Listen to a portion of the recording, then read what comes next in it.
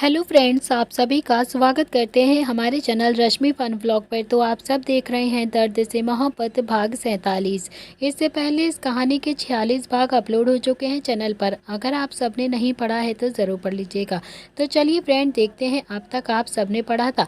अवनी ने देखा तो उसमें अभी नील का एक और मैसेज आया हुआ था। उसमें लिखा हुआ था कि टीचर जी प्लीज़ मान जाओ ना, प्लीज़ प्लीज़ मान जाओ। मैं सुबह फिर से आऊँगा आपसे मिलने के लिए। प्लीज़ बस मुझे आपके होठों से हाँ सुननी है, क्योंकि ना मैं अफोर्ड नहीं कर सकता हूँ आपका बालम।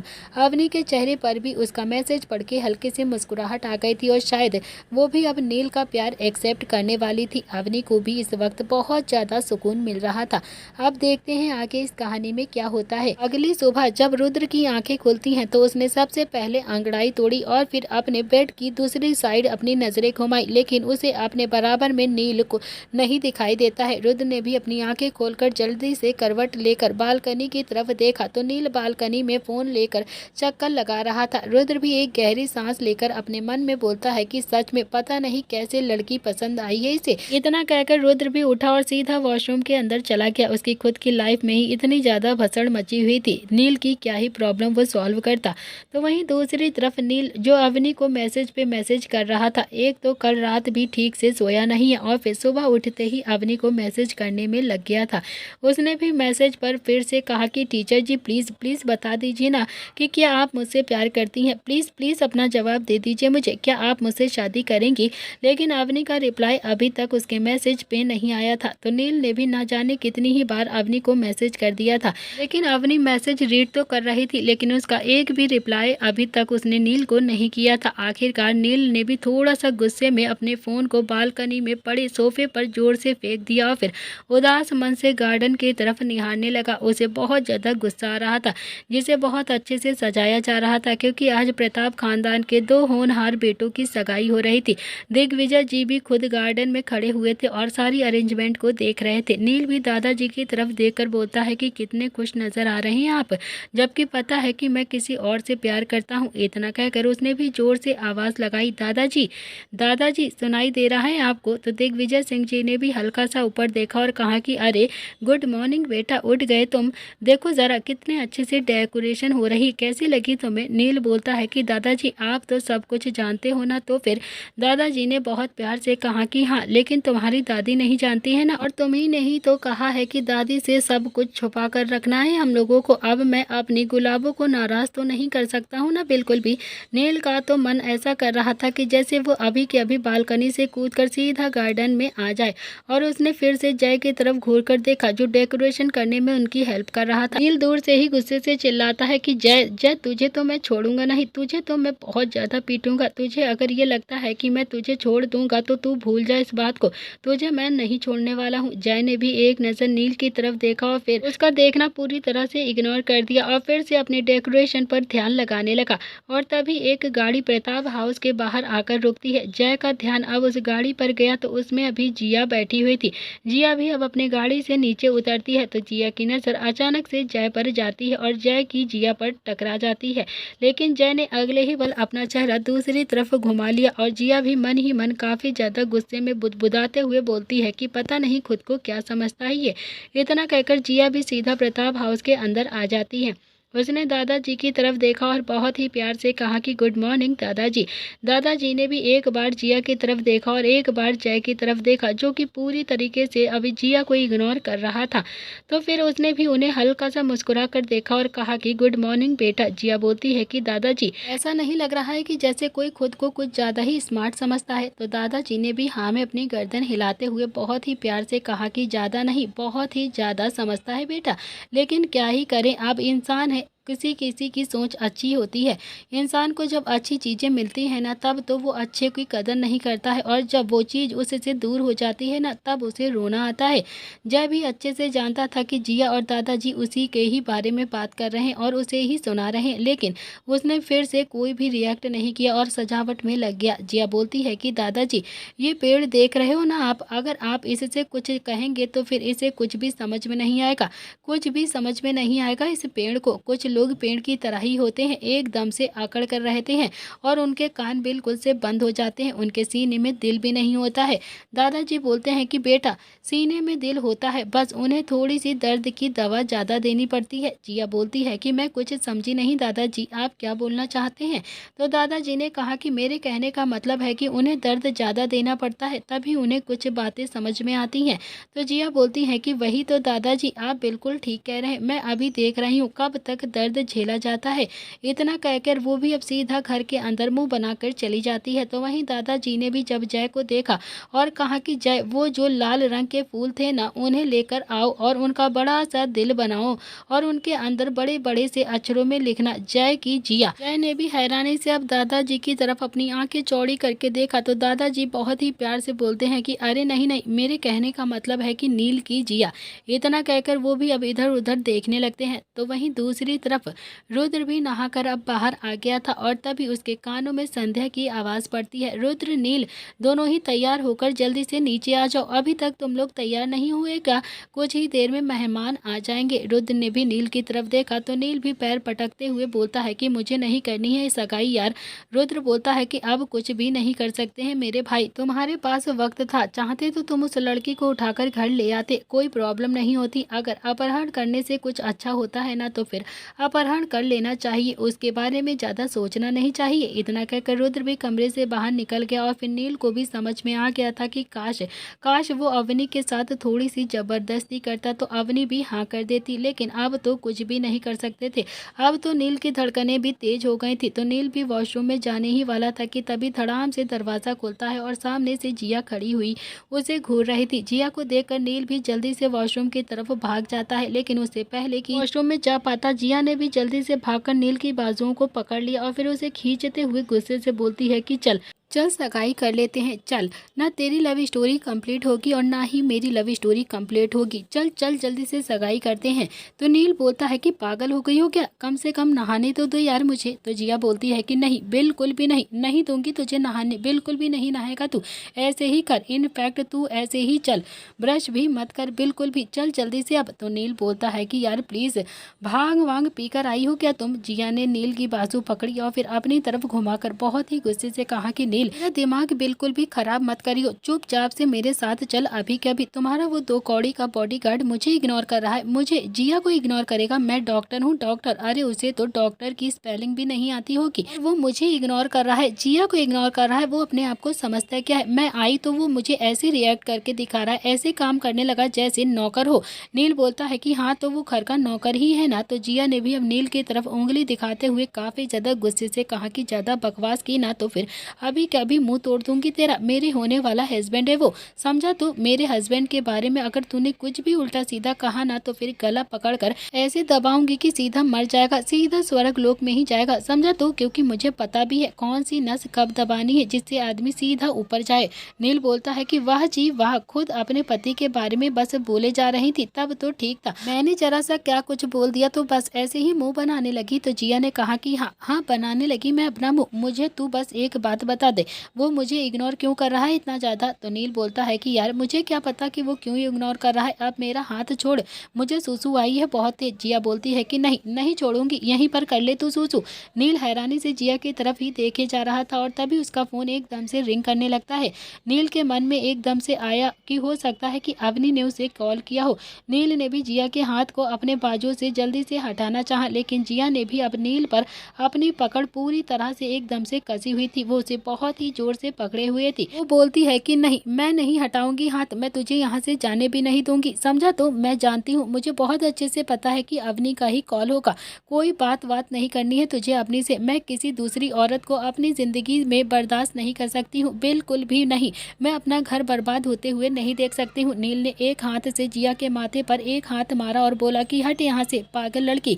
इतना कहकर उसने भी जैसे तैसे बस अपना हाथ जिया के हाथों से छुड़ाया और फिर भागता हुआ सीधा बालकनी की तरफ गया और पीछे पीछे जिया भी भाग रही थी उसे पकड़ने के लिए। नील ने भी जल्दी से फोन उठाया तो सच में अभी अवनी का ही कॉल था। नील ने एकदम से खुश होते हुए बोला कि ए डॉक्टर हसीना, सच में अवनी का ही कॉल है। सच में यार बहुत ज्यादा खुशी हो रही है। जिया भी थोड़ा सा गुस्से में बोलती है कि नहीं उठाएगा फोन तू बिल्कुल भी नहीं उठाएगा फोन, समझा, तू वापस दे। भी थोड़ा सा अब जल्दी से अपने फोन लेकर आगे की तरफ भाग गया और फिर उसके पीछे पीछे जिया भी उसकी तरफ ही भाग रही थी। दोनों ही अब बालकनी में इधर उधर चक्कर लगा रहे थे और एक दूसरे के पीछे भाग रहे थे। और जय जो दोनों को अभी देख रहा था, जय फिर खुद से ही बोलता है कि जिया की असली जगह वही है। जिया सच में नील सर के साथ कितना ज्यादा खुश है। फिर वो अपने काम में फिर से लग गया और फिर वही जिया नील के पीछे भागते हुए बोलती है कि तूने अगर फोन उठाया ना तो फिर सच कहती हूँ मम्मी पापा से शिकायत कर दूंगी तेरी। अभी तो शादी भी नहीं हुई और फिर तू अभी से ही दूसरी औरतों के पीछे पागल हो गया है, अभी से ही दूसरी लड़कियों के पीछे भाग रहा है आपका लड़का। नील बोलता है कि पागल मत बन, चुपचाप से चली जाए यहाँ से, पागल कहीं की। क्यों परेशान कर रही हो तुम मुझे, क्यों मेरी जिंदगी में ग्रहण बनकर आ गई है यार, चुड़ैल कहीं की, भाग यहाँ से। एक तो तूने पहले ही मेरी प्रॉब्लम को और भी ज्यादा बढ़ाकर दोगुना कर दिया है और फिर ऊपर से ऐसी बकवास भी कर रही है, भाग यहाँ से अभी के अभी, चली जाए यहाँ से। जिया भी काफी ज्यादा गुस्से में नील की तरफ घूर कर देख रही थी और फिर वो भी उसे उंगली दिखाते हुए गुस्से से बोलती है कि मेरी लव स्टोरी कंप्लीट नहीं हुई ना तो फिर तू देख लियो, मैं तेरी भी लव स्टोरी अवनी के साथ पूरी नहीं होने दूंगी।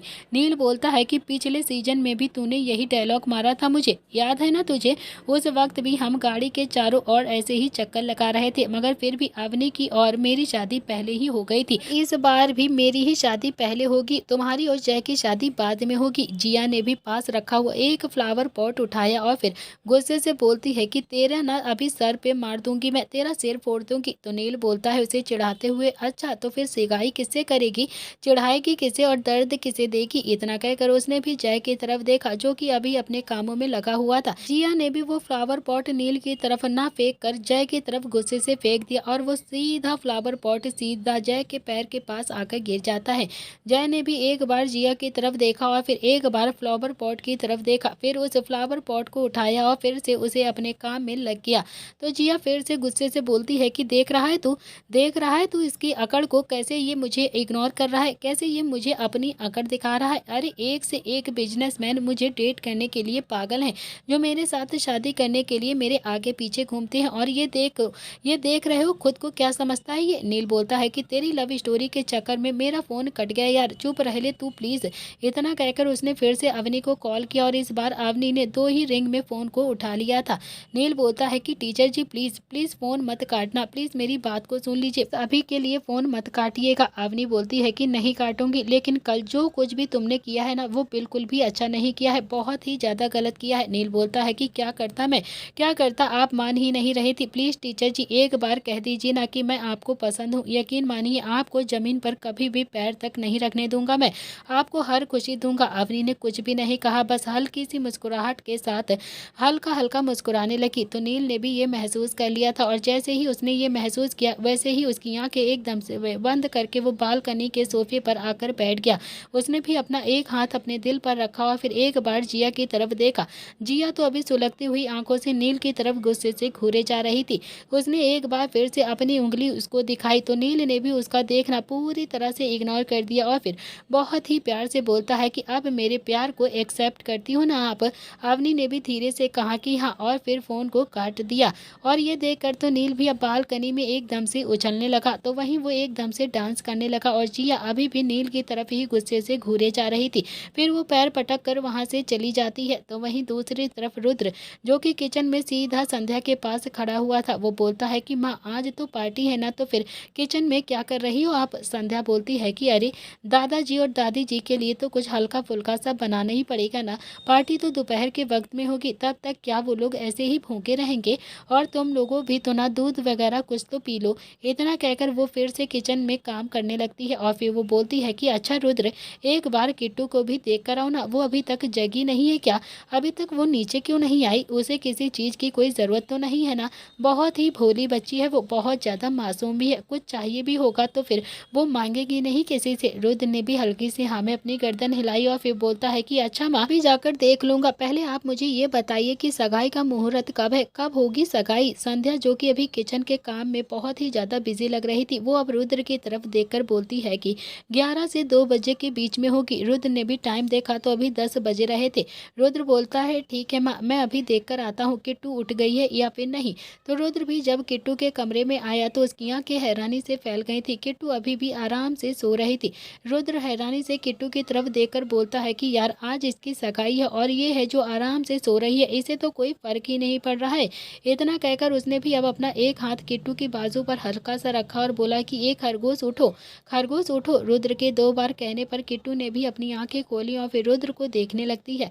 फिर वो नींद में ही धीरे से बोलती है कि सर आप मेरे सपने में भी आ गए क्या। तो रुद्र ने भी हल्के से मुस्कुरा कर कहा कि मैं तुम्हारी जिंदगी में आने की प्लानिंग कर रहा हूँ और तुम हो जो अभी सपनों की ही बातें कर रही हो। तो वहीं किट्टू ने भी अब अपनी बात को बोलकर अपनी आंखें फिर से बंद कर ली थी और फिर रुद्र ने फिर से किट्टू को जगाते हुए कहा कि खरगोश उठो, उठो जल्दी से, माँ बुला रही है तुम्हें, देखो कितना ज़्यादा टाइम हो गया है। किट्टू ने इस बार अपनी आंखें खोली और फिर एकदम से वो उठकर बेड पर बैठ गई थी और फिर वो हकलाती हुई आवाज़ में बोलती है कि सर आप मेरे कमरे में यहाँ पर। तो रुद्र बोलता है कि 10 बज रहे हैं, सोती रहोगी क्या। किट्टू ने भी टाइम देखा और वो एकदम से उठकर बोलती है कि सॉरी सर, सॉरी वॉरी कुछ नहीं। रुद्र बोलता है कि चलो अब जल्दी से नहाकर तैयार हो जाओ, बताया था ना कि आज पार्टी है, अभी तक सो रही हो तुम। किट्टू ने भी जल्दी से हाँ में अपनी गर्दन हिलाई और फिर रुद्र बोलता है कि एक अच्छी सी ड्रेस पहनकर रेडी हो जाओ, ओके 1-2 घंटे के बाद मेहमान आना शुरू हो जाएंगे, समझे तुम। किट्टू ने भी हाँ में अपनी गर्दन हिला दी और फिर धीरे से बोलती है कि सर मेरा पार्टी में रहना जरूरी है क्या। रुद्र बोलता है कि क्यों, तुम्हें पार्टी अच्छी नहीं लगती है क्या, क्या तुम पार्टी में नहीं आना चाहती। किट्टू ने ना में अपनी गर्दन हिला दी। रुद्र बोलता है कि अच्छा ठीक है, बाद में देखेंगे, तुम पहले नहाकर अच्छे से रेडी हो जाओ और हाँ हमारे घर के मंदिर में दिया जला देना, ओके। किट्टू हैरानी से रुद्र की तरफ ही देखे जा रही थी। रुद्र बोलता है कि ऐसे क्या देख रही हो तुम मुझे, पूजा पाठ नहीं करती हो क्या, पूजा नहीं करनी आती क्या। किट्टू ने हाँ में अपनी गर्दन हिला दी। रुद्र बोलता है कि तो फिर बस, फिर क्या है, जो ड्रेस तुम्हें सबसे अच्छी लगती है ना उसे पहनो और जल्दी से रेडी हो जाओ। लेकिन फिर कुछ सोचकर रुद्र भी अलमारी के पास आया और फिर उसने उसमें से एक प्यारी सी ड्रेस निकाली जो कि अभी एक ऑफ वाइट कलर का लहंगा था जिस पर रेड कलर का दुपट्टा था। रुद्र ने वो ड्रेस बेड पर रखते हुए बहुत ही प्यार से कहा कि लो इसे पहनकर रेडी हो जाना, ये ड्रेस बहुत ही ज़्यादा प्यारी लगेगी। किट्टू ने भी हाँ में अपनी गर्दन हिलाई और फिर रुद्र कमरे से बाहर निकल गया। तो वहीं नील भी बालकनी में खड़ा हुआ ये सब कुछ देख रहा था और फिर सुन भी रहा था। नील को अब पहले से भी यकीन नहीं हो रहा था कि हो ना हो रुद्र किट्टू से शादी करने के लिए ही उसे यहाँ पर लेकर आया है। अब तो उसका शक यकीन में बदलने लगा था। तो वहीं रुद्र जब सीढ़ियों से नीचे उतर रहा था तभी नील उसके पीछे पीछे चलता हुआ बोलता है कि अवनी मैं तो तुम्हारी जिंदगी में आने की प्लानिंग कर रहा हूँ। और ये सुनकर तो रुद्र भी अब अपनी जगह पर एकदम से रुक जाता है और उसकी आंखें एकदम से शॉक्ड से चौड़ी हो जाती हैं क्योंकि ये डायलॉग तो वो अभी अभी किट्टू को मारकर आया था। रुद्र ने भी पलट कर देखा तो नील भी हल्के से मुस्कुरा कर उसकी तरफ ही देखे जा रहा था और अपनी दोनों ही भौंहों को ऊपर की तरफ कर रहा था। रुद्र कुछ बोलता उससे पहले ही नील ने भी संध्या की तरफ देखकर मुस्कुरा कर कहा कि माँ आपको पता है मैं तो आपकी जिंदगी में आने की प्लानिंग कर रहा हूँ। संध्या हैरानी से नील की तरफ घूर कर देख कर बोलती है कि ये क्या बकवास कर रहा है, तू पागल हो गया है क्या सुबह सुबह। नील बोलता है कि हाँ हाँ माँ सच कह रहा हूँ मैं, अभी अभी मैंने ये रोमांटिक सा डायलॉग पता है किसके मुँह से सुना है। संध्या भी एकदम शॉक्ड होकर बोलती है कि किसके मुँह से। रुद्र काफी ज्यादा गुस्से में अभी नील की तरफ ही घूरे जा रहा था। नील बोलता है कि अरे माँ एक ज्योति है ना जो कि बहुत ही अच्छी अच्छी नोवेल लिखती है, उसी ने ही अपनी नोवेल में लिखा हुआ था। लेकिन कितना रोमांटिक डायलॉग है ना, सच में बहुत ही ज़्यादा प्यारा लगा मुझे कि मैं तो तुम्हारी ज़िंदगी में आने की प्लानिंग कर रहा हूँ और तुम हो जो अभी तक यहाँ पर ही रुकी हो। संध्या बोलती है कि तू ना बिल्कुल पागल हो गया है, मैं तो हूँ नहीं तेरी तरह पागल, मुझे तो बहुत सारे काम है, तू जाकर तैयार हो जा। इतना कहकर संध्या भी अपने काम में लग गई। तो वहीं रुद्र ने भी अब नील की तरफ देखा और दांत पीसते हुए कहा कि क्या प्रॉब्लम है तेरी।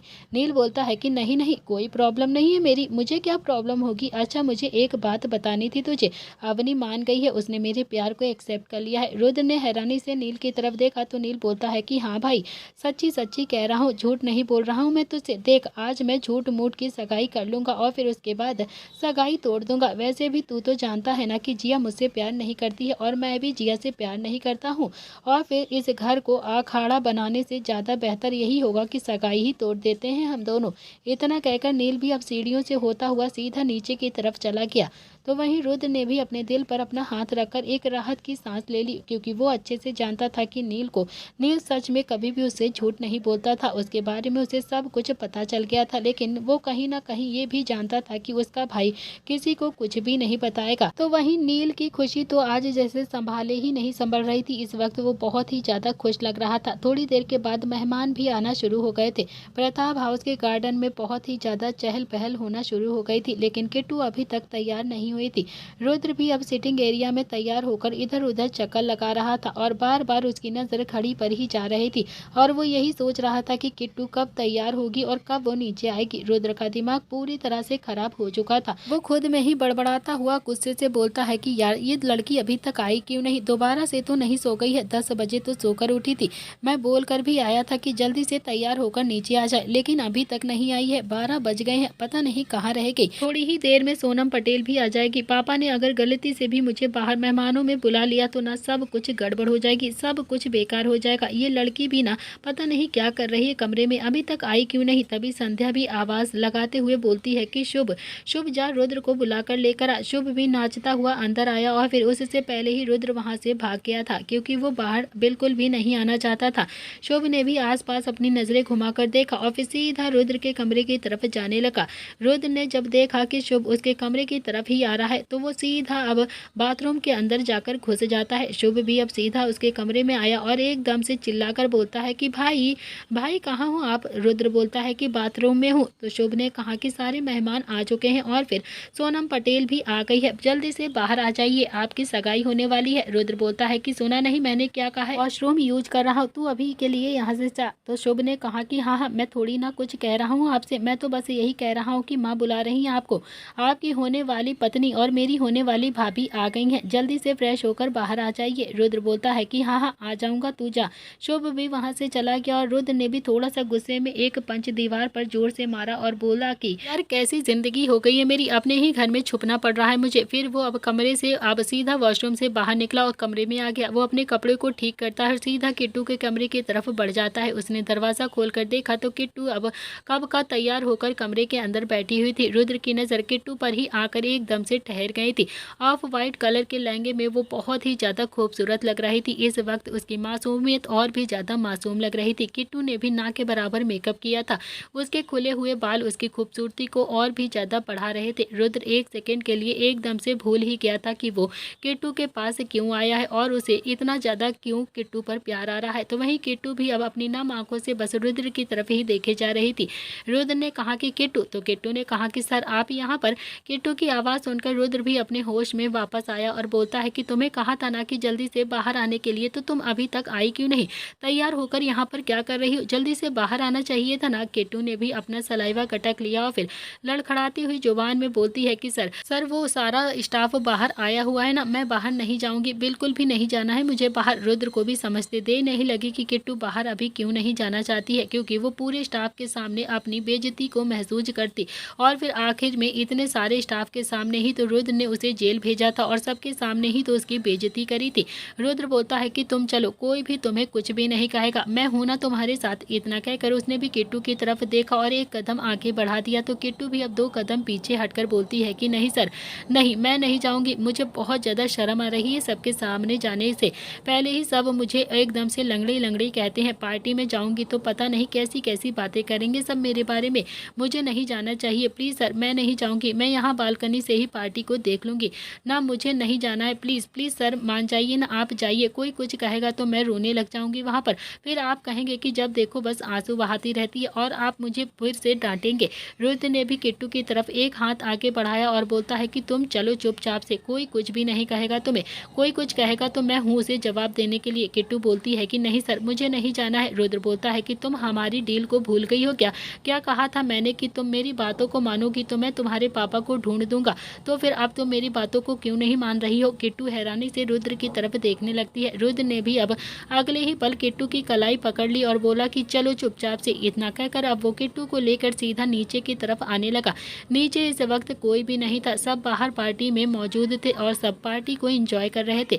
रुद्र किट्टू को लेकर सीधा मंदिर में गया और बोला कि क्या कहा था मैंने, तुमसे कहा था ना कि सुबह उठकर नहाने के बाद सबसे पहले जाकर मंदिर में दिया जला देना, तुमने ऐसा किया नहीं ना। तो किट्टू ने भी हल्की हल्की सी ना में गर्दन हिला दी और फिर किट्टू थोड़ा सा घबराती हुई आवाज़ में बोलती है कि सर अभी चला देती हूँ जिया, आप प्लीज़ गुस्सा मत करिएगा। रुद्र ने भी किट्टू का हाथ पकड़कर कहा कि रहने दो, अब तो माँ ने जला दिया है दिया, तुम ऐसे ही हाथ जोड़ लो, कोई बात नहीं, दिया तो जल गया है ना। किट्टू और रुद्र दोनों ही अब भगवान के सामने अपने हाथ जोड़कर उनसे प्रार्थनाएं कर रहे थे। रुद्र ने मन ही मन कहा कि महादेव पता नहीं क्या कर रहा हूँ, मुझे भी नहीं पता है सही कर रहा हूँ या गलत कर रहा हूँ, क्यों कर रहा हूँ, कैसे कर रहा हूँ, किसके लिए कर रहा हूँ, बस किए जा रहा हूँ जो भी मन में आ रहा है, आपके भरोसे ही सब कुछ कर रहा हूँ मैं।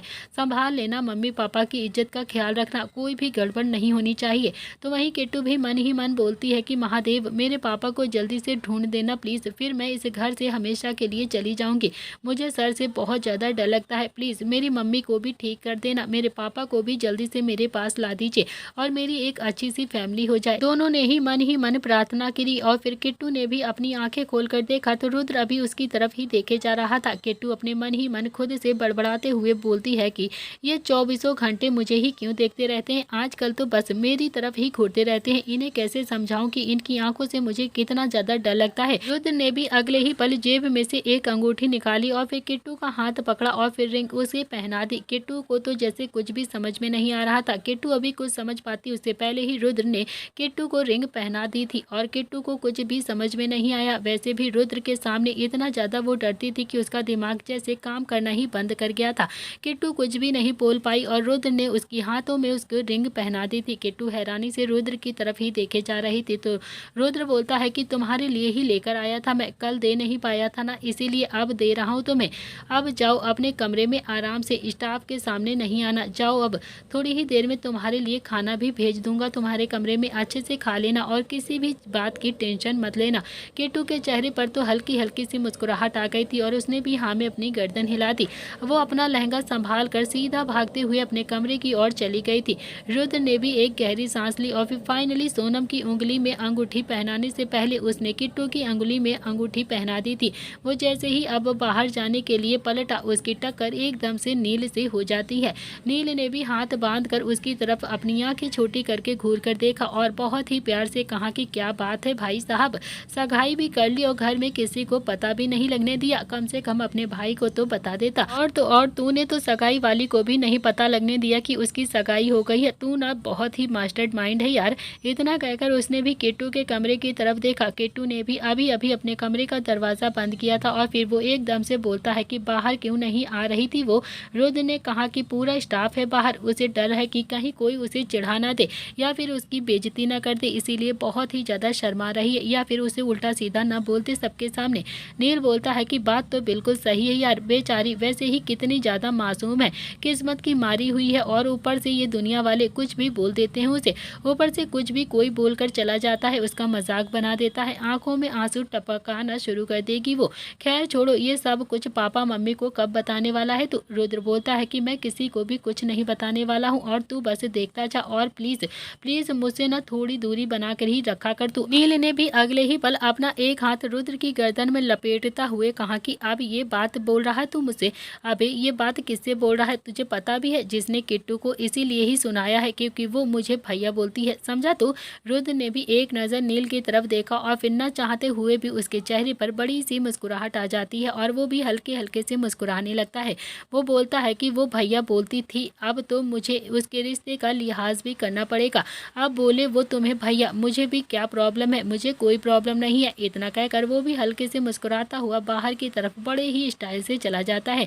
जैसे ही वो बाहर आया सबकी नजरें अभी रुद्र पर ही टिकी हुई थी। ब्लैक कलर के 3 पीस सूट में रुद्र क्या ही लग रहा था, उसकी खूबसूरती तो जैसे एकदम से सबकी आंखों में चमक गई थी।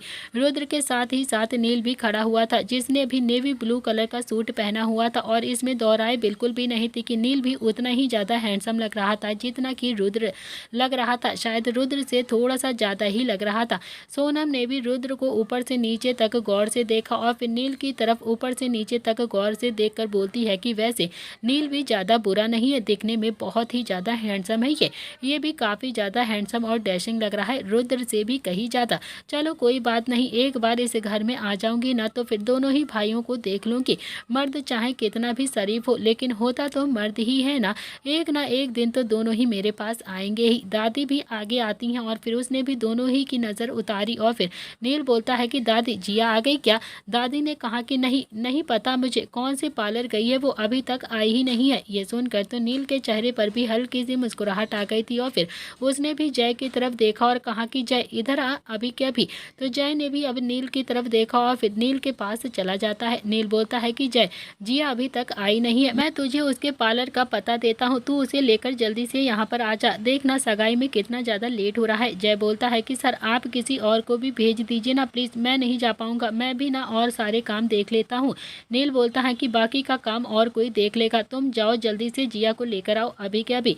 भाई सगाई है मेरी, तू क्या चाहता है कि तेरे सर की सगाई ना हो? जल्दी से जा अपनी मैम को लेकर आ, उसका कुछ पता नहीं है, मूडी लड़की है, हो सकता है भाग जाए कहीं और फिर मेरी बेइज्जती हो जाए सबके सामने। भाई प्लीज़ प्लीज़ जाना, लेकर आ जाना उसे।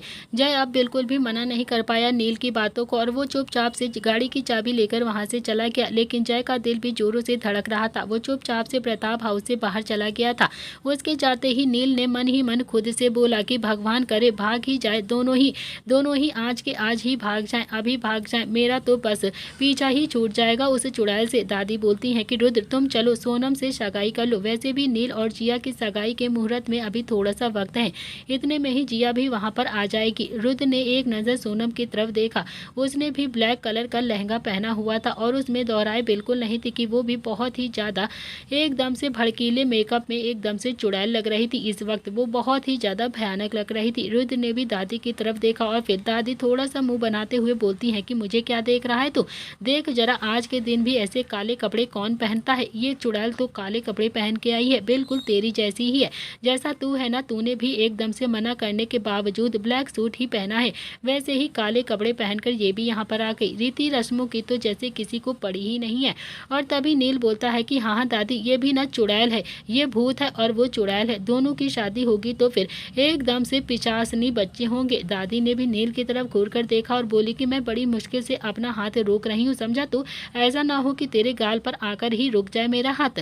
फिर उसने भी रुद्र की तरफ देखा और कहा कि चल अब तू ज़्यादा मत सोच, अब जब तूने उस चुड़ैल को पसंद ही कर लिया है तो फिर चल उसके साथ शादी भी कर ले। उसके चेहरे पर भी हल्की सी मुस्कुराहट आ गई थी और फिर वो वहाँ से चला गया, क्योंकि वो जानता था कि उसने किसे पसंद किया है और फिर किसे नहीं पसंद किया है। रुद्र भी अब सोनम के पास आ जाता है। रुद्र और सोनम दोनों ही आमने सामने खड़े थे। सोनम के चेहरे पर एक मुस्कुराहट थी, उसने भी अपने जिद को पाने के चक्कर में रुद्र के चेहरे पर भी मुस्कुराहट आ चुकी थी, क्योंकि वो जानता था कि उसे आगे अब क्या करना है। रुद्र ने भी अंगूठी सोनम को पहना दी और सोनम ने भी रुद्र को पहना दी। सब क्लैपिंग करने लगते हैं और तभी रुद्र की नज़र बालकनी पर जाती है, जहाँ पर पिलर के पीछे खड़ी हुई किट्टू ये सब कुछ देख रही थी। रुद्र को किट्टू के लिए इस वक्त बुरा भी बहुत ज़्यादा लग रहा था, लेकिन फिर भी वो अभी क्या ही कर सकता था, ये सब कुछ किया भी तो रुद्र ने ही था। किट्टू अब उसके सामने नहीं आना चाहती थी बिल्कुल भी, लेकिन रुद्र ने मन ही मन ये डिसाइड कर लिया था कि चाहे कुछ भी हो जाए वो किट्टू को एक सम्मान के साथ ऑफिस लेकर जाएगा, ताकि उस वक्त कोई भी किट्टू का मजाक ना बना पाए और किट्टू को कहीं भी बेइज्जत ना फील हो। तो बल्कि अब तो सब उसे मैडम करके ही बुलाएंगे। सगाई होने के बाद रुद्र भी मिस्टर पटेल से बात करने लगा। उसके हाथ में एक ड्रिंक का ग्लास था और तभी संध्या ने संजय से कहा कि किट्टू नहीं आई है।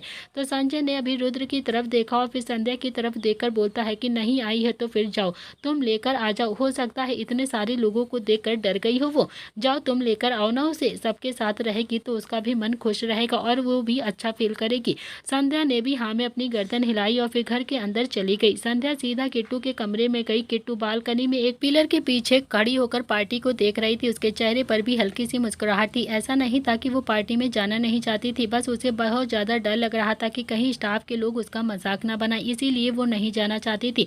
और तभी पीछे से संध्या ने भी उसे आवाज़ दी। किट्टू ने पलट कर संध्या की तरफ देखा तो संध्या बोलती है कि तुम यहाँ पर क्या कर रही हो किट्टू, नीचे क्यों नहीं आई तुम। किट्टू ने भी अपना सलाइवा गटक लिया और फिर उसे रुद्र ने जेल वाली बात बताने के लिए सबको मना किया था। वो एकदम से लड़खड़ाती हुई जुबान से बोलती है कि मैम वो मुझे बाहर जाना अच्छा नहीं लग रहा था ना, मुझे बहुत ज़्यादा घबराहट हो रही थी, इसीलिए मतलब मैं कभी भी इतनी बड़ी पार्टी में नहीं गई हूँ ना, तो फिर थोड़ा सा अजीब लग रहा था मुझे नहीं जाना है, मैं यहाँ पर ही ठीक हूँ। संध्या ने किट्टू को ऊपर से नीचे तक गौर से देखा तो किट्टू ने एकदम से प्यारी लग रही थी। नो डाउट कि किट्टू सच में बहुत ही ज़्यादा खूबसूरत लग रही थी। और तभी उसकी नज़र किट्टू के हाथ पर गई जिसमें बहुत ही एक्सपेंसिव अंगूठी पहनी हुई थी। संध्या ने किट्टू का हाथ पकड़ा और फिर उसकी अंगूठी को देखकर बोलती है कि ये तो बहुत ही ज़्यादा खूबसूरत है, किसने दी।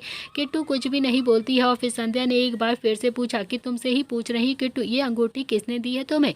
तो दोस्तों इसी के साथ इस कहानी का आज का एपिसोड यहाँ पर समाप्त होता है। क्या जवाब देगी किट्टू, क्या बता देगी किट्टू की रुद्र ने ही उसे रिंग पहनाई है, और अगर वो बता देगी तो फिर क्या करेंगे संजय और संध्या। आगे कहानी में सच में बहुत ही ज़्यादा इंटरेस्टिंग पार्ट आएगा।